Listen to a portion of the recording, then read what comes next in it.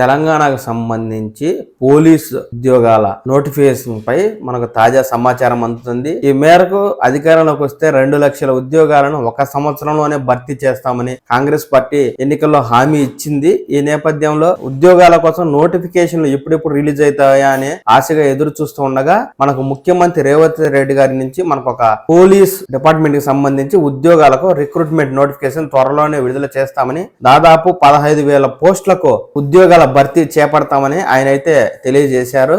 TSPSC ద్వారా త్వరలోనే ఈ పోలీసు ఉద్యోగాలకు రిక్రూట్మెంట్ నోటిఫికేషన్ విడుదల చేసి తద్వారా ఉద్యోగాల భర్తీ చేపడతామని ఈ మేరకు హైదరాబాద్ ఎల్బీ నగర్ లో ఏర్పాటు చేసిన ఒక సభలో ముఖ్యమంత్రి రేవంత్ రెడ్డి గారు మాట్లాడుతూ త్వరలో 15,000 పోలీసు ఉద్యోగాలను భర్తీ చేస్తామని చెప్పి ఆయన ప్రకటన చేయడం జరిగింది. ఈ సందర్భంగా ఆయన మాట్లాడుతూ విద్యార్థుల త్యాగాల మీదనే తెలంగాణ రాష్ట్రం ఏర్పడిందని, ఇప్పుడున్న ఈ కాంగ్రెస్ ప్రభుత్వం పేదలకు ఉద్యోగాలను కల్పించే ప్రభుత్వమని, ఎన్నికల్లో ఇచ్చిన హామీలను తప్పక నెరవేరుస్తామని చెప్పి ఆయన నిరుద్యోగులకు గట్టిగా హామీని ఇవ్వడం జరిగింది. గడచిన 10 ఏళ్లలో నిరుద్యోగులు నిరాశే మిగిలిందని, రాబోయే రోజుల్లో నిరుద్యోగుల అలలో ఇకపై సంతోషాన్ని చూస్తారని చెప్పి కూడా ఆయన తెలియజేయడం జరిగింది. ఈ మేరకు టీఎస్పీఎస్సీ ద్వారా 1 సంవత్సరంలోనే అంటే 2024లోనే 2 లక్షల ఉద్యోగాలను భర్తీ చేసి తీరుతామని చెప్పి ఆయన గట్టిగా నొక్కి చెప్పారు.